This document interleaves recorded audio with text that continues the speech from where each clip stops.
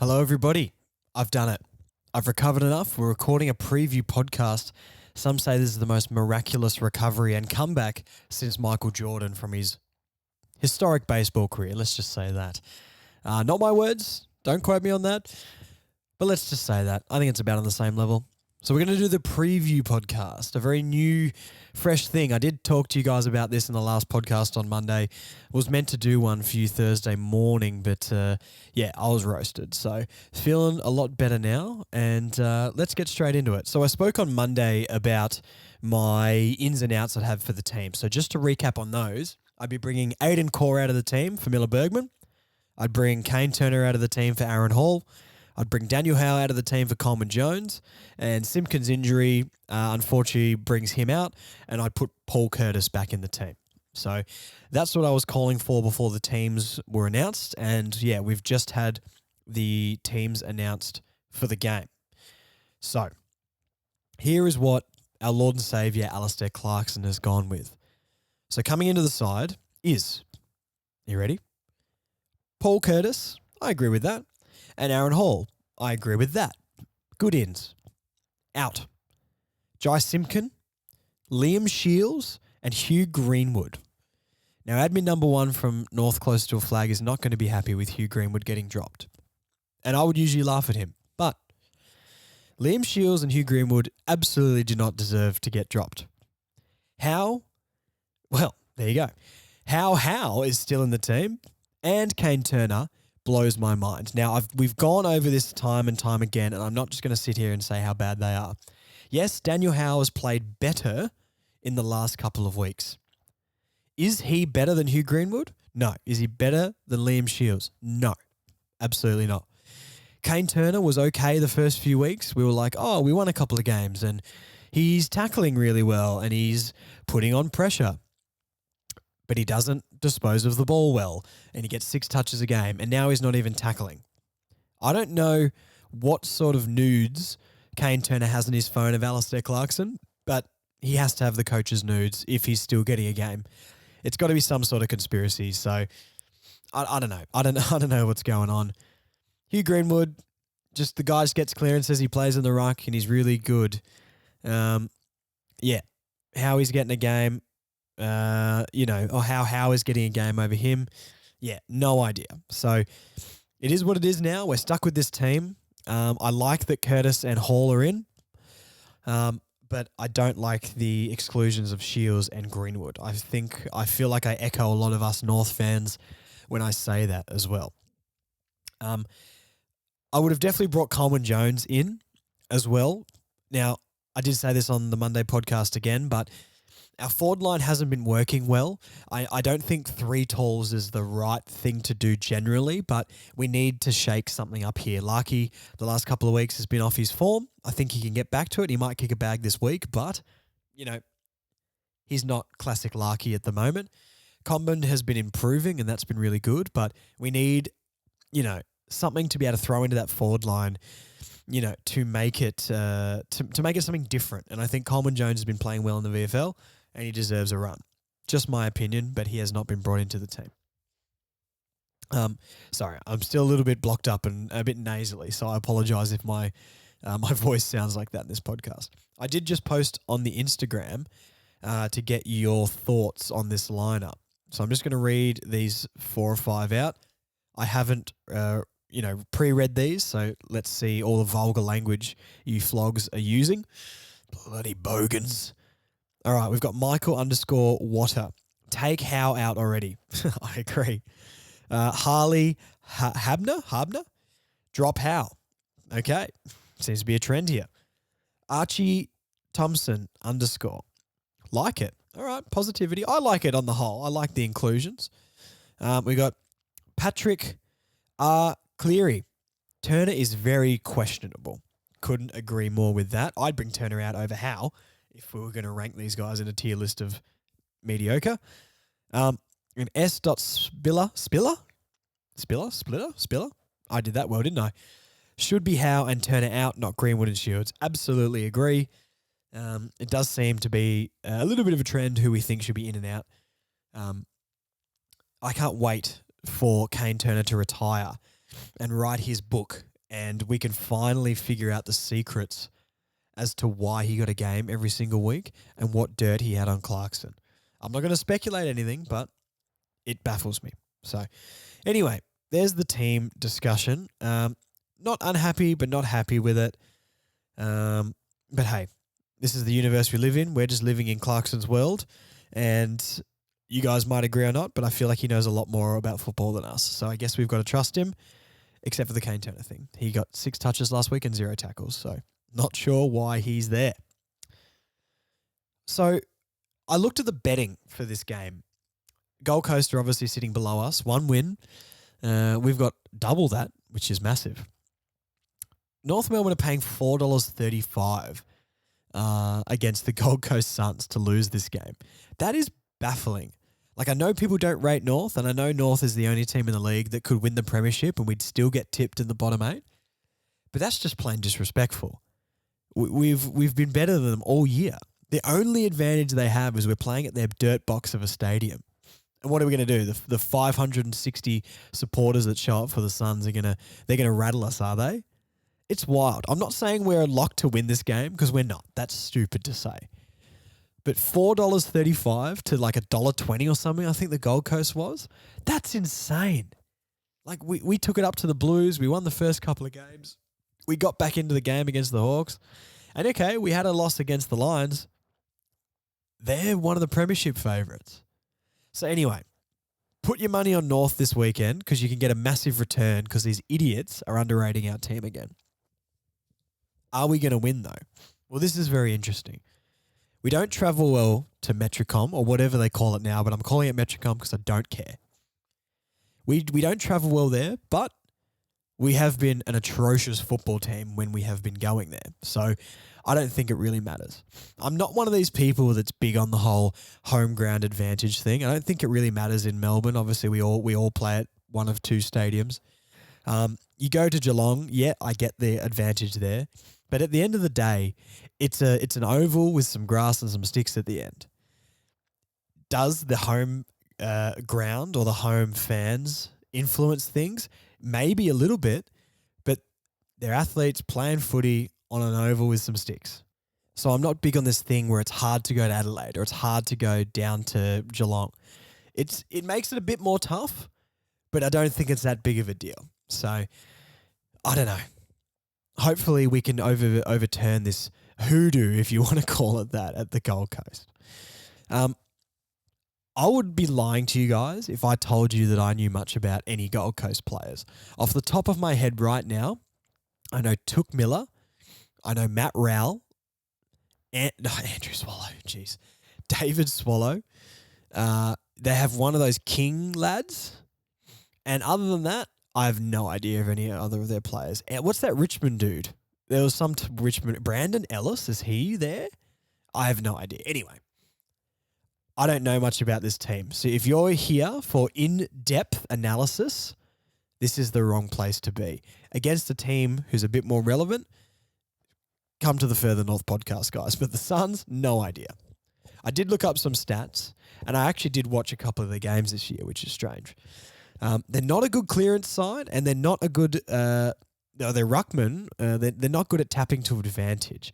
So that's a place I think we can really get on top of these guys. Obviously, Simpkins out, but LDU, Zerha, Sheasel going through the middle, Cunnington looking for a bit of redemption.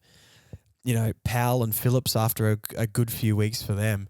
With Big Goldie in his 300th, we can exploit this team out of the middle. And if we can get our guys first use, I think we can absolutely beat this team. I'd be looking for a big bounce back from Mackay and Logue. Obviously, a lot easier of an opponent this week, but they were atrocious last week. So the back line as a whole needs to bounce back. Aiden Core, look, he's going to be on the field, which is an issue, but I'll give him another chance, but he's on thin ice at the moment. Okay. Can we win this game? Yes, we can absolutely win this game. And my tip for this game is we're going to win by 5 points. I think it's unrealistic to think we're going to smash a team anytime soon, even for the whole season, to be honest. I don't think we're smashing anybody. We can absolutely win it, and I think we'll win by 5 points. I think we'll dominate them out of the middle. If we're clicking, or if we're playing how we did in the first few weeks, we're going to dominate them out of the middle, but we need to put our heads down and kick to Larky and Combin's chest. If I see this team bombing the ball long without looking, I'm going to send a sternly worded email directly to Clarkson. Or I'll think it goes to Clarkson, and I guess it'll just go to the administration, who will bin that one off pretty quick. But it's going to be sent regardless. Paul Curtis is back. He's got a bit to prove. I'm glad he's back in. He can cause some headaches up there. Stevenson's in some fantastic form. With Aaron Hall coming back in, which I like. I'm an Aaron Hall fan. I did see some comments saying Aaron Hall is the turnover king. Look, he hasn't played since last year. Any players doing anything last year, give them a second chance. If I can give Aiden Core a second chance this year, you guys can give Aaron Hall a second chance this year. Now, Aiden Core's already proved me correct. I think he's very average. He played well in the first few weeks, but the last couple of games he's been atrocious. Now, Aaron Hall, I said this in a previous podcast with some of the Closer to a Flag guys, where in a team that is more stable and has targets to kick through to up in the ground, Aaron Hall is going to be effective off this half-back line. I believe in Aaron Hall. He's got experience. He wants to play against the Suns and play well. And our transition game has been so much better this year. Aaron Hall transitioning in a semi-decent team, or not semi-decent, you know what I mean? Like, we transition the ball well and we're moving it quicker. We're moving into space better, not just bombing it long off the half-back line. He can be really handy, so I like that inclusion. Does this mean Sheasel goes into the midfield more or even forward? Could do. Absolutely could do, and that's something I'd like to see. Maybe with Simpkin out, Sheasel goes into the midfield a little bit more. I'm not too sure. But these are all possibilities that we'll see at the blockbuster time of 4:40 on a Sunday. Other than that, there's not too much more about this game, to be honest. Is it Max King or Ben King? I don't know which one plays for the Gold Coast. One of those King lads. Obviously, tall forwards are always our nemesis. I really hope that Mackay or Logue can do a job on him and keep him to a couple of goals. Obviously, the King lads can't really kick straight. Now I've said that, he'll bag 7, but I hope that we can nullify him a little bit and get first use of the ball out of the middle and give our forwards first chance. I really want to see Charlie Combin continue on from his form last week. That's something I'd really love to see in this game. I'd love Will Phillips to do the same. And other than that, I think we're kind of going along okay. I talked about this on Monday if you guys listen to the podcast, but I'm not overreacting to that Brisbane loss. I know it felt weird like last year, but if this was last year, we would have scored like 40 points. So we're a better team. We got blown out by a much better team last week, but they scored so many points compared to last year where a team scored 100 and we only scored 40 or something. So we're a different team coming up against a team that's lower than us on the ladder. The only advantage the Suns have in this game is it's at home, with probably the least home advantage ground in the league. So I'm not too worried until that siren goes at the start and they kick the first couple of goals. Then I'll be worried. But no, look, I'm back in the team this week and I think they'll win, and hopefully you guys think that too. Other than that, I don't really think there's much more to say. I think the biggest exploit for this team is getting them in the middle. I think we have to watch for their key forward King. And other than that, if we play sort of the things that we've shown and we link up well, I think we'll beat them. Hopefully you guys agree with that.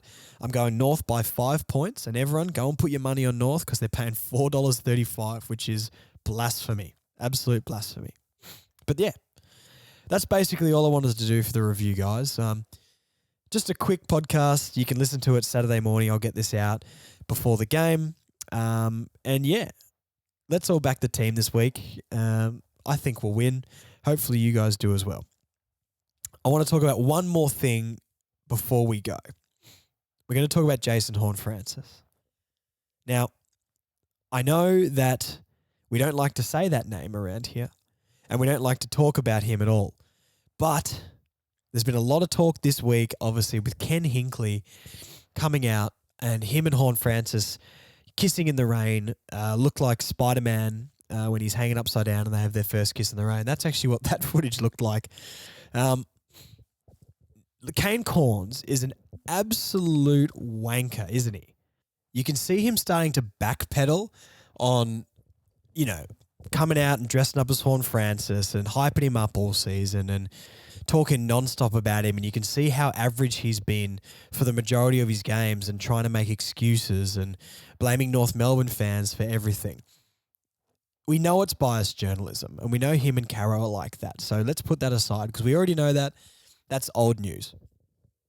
Now I'm going to tell you the reason why we don't like Horne-Francis. And not just from a North Melbourne fan's perspective, I'm going to tell you why every AFL fan hates Horne-Francis. If anyone knows anyone in the media, tag them in this because they need to know this because they're living in a dream world. So, obviously, on the weekend, Horne-Francis got booed and he also got booed at the Collingwood game. And everyone's going on saying how disrespectful that is, childish, whatnot. Now, I don't know if these people have ever followed a sporting club or been passionate about anything in their lives, but if you were passionate about something like this, you would be booing too. Now, the reason the other fans in the league don't like Horne-Francis is because he wanted to go to North Melbourne. He openly said he wanted to go to David Noble. He got drafted number 1. Clearly, it must have been for the extra money or just for the ego. Because as soon as he showed up at North Melbourne, he didn't want to be there. One of the biggest cop-outs I've heard people say is, it was North Melbourne. Of course he wanted to leave. No number 1 pick goes to a good team. So that's instantly irrelevant. He's shown up, doesn't want to get to know people, doesn't want to do his rehabs, doesn't want to train well, doesn't want to perform in games, doesn't look engaged. Clearly just sooked and whinged his way out of the club so he could go back home. How many people in this world would love an opportunity to play AFL football and be happy wherever they went? 99.9% of people. But you've got this arrogant little sook who's come into the league and doesn't appreciate what he's been given. That's why people don't like him. And if the media can't understand that, then I've got no idea why anyone pays these people for their opinion. Because you're not representing what the public thinks and you're not understanding things from a human level. It's pretty simple why people don't like Horne-Francis. So, should you boo Horne-Francis? Yes, absolutely. Should North fans? Yeah. If people don't understand why North Melbourne fans don't like Horne-Francis, you've never been invested in a sport in your life. It's so obvious. Get over it. This is what happens in sport. The only reason journos are saying don't boo him is because they want to seem like the good guys who always stuck up for him. This is why David King has been a great pundit and is actually standing up for some North Melbourne fans when that idiot Kane Cornes just tries to blame us for apparently all walking over to a different game of football and booing him. That's so stupid. So anyway, I'm not going to rant too much, but there's been a lot of Horne-Francis chat this week. There's been a lot of Kane Cornes sticking his nose in everything like usual. And I don't know. It's just all so wrong and all so ill-informed. People and the media are just saying things to cover themselves just in case Horne-Francis comes out and says it's affecting his mental health or something, which is important, but no one wants to write the story saying why Horne-Francis isn't liked. And we all know why, but no journalist is tough enough to write that story or see it from another perspective. That's all. I'll leave it at that.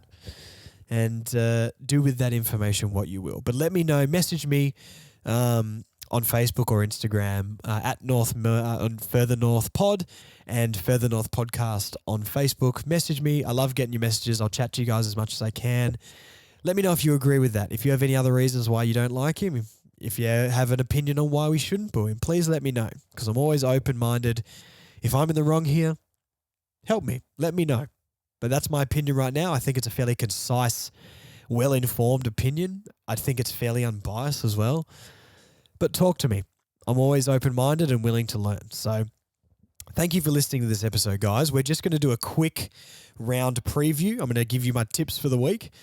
And I'll talk to you guys on Monday. So this game's just kicked off, actually. Fremantle and the Western Bulldogs. I'll go Bulldogs. I guess it's over in Fremantle, I think. So, yeah, I'll go the Bulldogs. We are in Western Australia, so another northern suburbs team can go and knock them off. Port Adelaide, West Coast. I mean, look, Port Adelaide will probably win this, but Horn Francis will get 15 touches and subbed at half time. So I'll go Port for that one. GWS Brisbane, let's not even talk about that. Brisbane are going to absolutely demolish them. This is a very interesting one. Geelong and Sydney. Geelong are favourites in this game. Are people idiots? What is going on? Geelong have beaten the two worst teams this season, and people are now putting them favourites at $1.39 over $2.92 for the Swans. Chaos. Absolute chaos. I hope Sydney go to Geelong and absolutely roll these guys. That is so disrespectful to Sydney. So, Sydney for me. Absolutely Sydney. Hawthorn, Adelaide. You got to think the Crows are pulling that one out. Carlton, St Kilda. This is actually a massive game. A huge game. I'm going to say the Blues are going to win. Yeah, they need to prove something. Do I believe in the Saints? More than I did, but I'm not fully sold yet. I think the Blues win this one. North Melbourne, Gold Coast, we already know that. North Melbourne by 150 points. Melbourne, Richmond. I don't care about this game at all. On Monday. That's so weird. Anyway, Anzac Day preview game. Gross. Anyway, I don't care. Both teams have kind of been average. I like the Ds. I tipped the Ds at the start of the year for the premiership. I'm still not backing away from that. They could definitely come good. I think they've got the best list on paper. I'll pick the Ds because they need to do something. I think the Tigers are just a little bit mediocre this year. Another one of my hot tips from the start of the year that's slowly coming true. So Ds and Essendon and Collingwood. I'm not sold on the Essendon thing yet. Are they better than I thought they'd be? Absolutely. They've played some pretty average teams. The Ds win was very good. If the Bombers win this game, my opinion will change on the Bombers. They will play finals if they win this game, and they could arguably finish top 4. But I think the Pies will win this one, and the Bombers will slowly come back down to earth a little bit. I did tip the Bombers 15th on the ladder, though, at the start of the year. They'll be higher than that, so apologies, Bombers fans. But I'm still not sold that you'll make the finals if you lose this game, because these are the teams you should be competing with if you are going to be legit. So, yeah. They're my tips for the week. Thank you again for listening, guys. Further North Pod on Instagram, Further North Podcast on Facebook. Please, I ask for your questions every Monday podcast and now Thursday podcast. I'll try and get your involvement as well.